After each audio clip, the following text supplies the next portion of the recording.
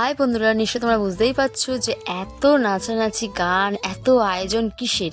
এই যে আলু লঙ্কা পেঁয়াজ যে কেটে রেখেছি, এটা এত কিছু আয়োজন কিসের বুঝতেই পারছো। এটা হচ্ছে পিকনিক, 31st পিকনিক, নতুন বছরের আগমনের জন্য আমরা আজকে একটা ছোট্টখাটো করে পিকনিকের অ্যারেঞ্জমেন্ট করেছি। দেখো সবাই মিলে কত মজা করছি, রান্না বান্নার সব আয়োজন চলছে, পেঁয়াজ কাটা থেকে আলু কাটা সবাই মিলে কাটাকুটি করছি, আনন্দ করছি। দেখো বুঝতেই পারছো কি আইটেম হবে। তোমাদের সাথে একটা যে শেয়ার করা যায় আমাদের পিকনিকে কি কি আজকে মেনু হবে। দেখো তার জন্য কিন্তু মাংস নিয়ে আসা হয়েছিল, মাংস ধোয়া হচ্ছে, এদিকে রান্না চেপে গেছে। সব মানে মাংস ধুয়ে ভালো করে ম্যারিনেট করা হচ্ছে, মশলা দিয়ে ভালো করে ম্যারিনেট করা হচ্ছে।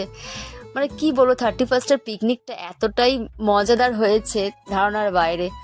বছরের শেষ আর নতুন বছরের আগমনে আমরা দেখো পুরো এক্সাইটমেন্টে একদম পিকনিক শুরু করে দিয়েছি, খুব মজা করছি।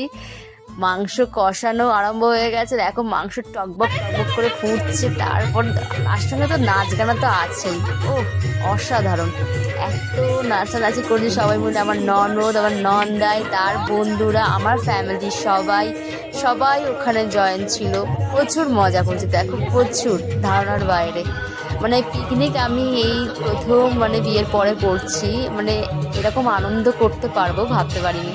ভীষণ মজা হয়েছে, ভীষণ ধারণার বাইরে, এত মজা করেছি। তারপরে নাচা গানা হয়ে যাওয়ার পরে দেখো আমরা অলরেডি খেতে বসে গেছি।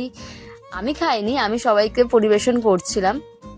সবাই মিলে খাচ্ছে চিকেন কষা, বিরিয়ানি, মানে দারুণ।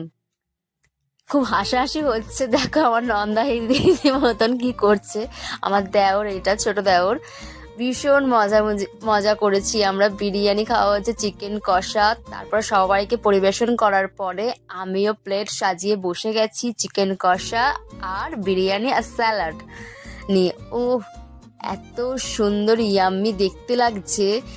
তারপরে মাংসটা যখনই একটু নিয়ে আর রাইস দিয়ে যখনই একটু মুখে দিলাম, ও অসাধারণ বাইট, এত সুন্দর টেস্টি হয়েছে। নিজেরাই তৈরি করেছিলাম, ভীষণ ভালো হয়েছে খেতে, ভীষণ সুন্দর হয়েছে, খুব মজা হয়েছে।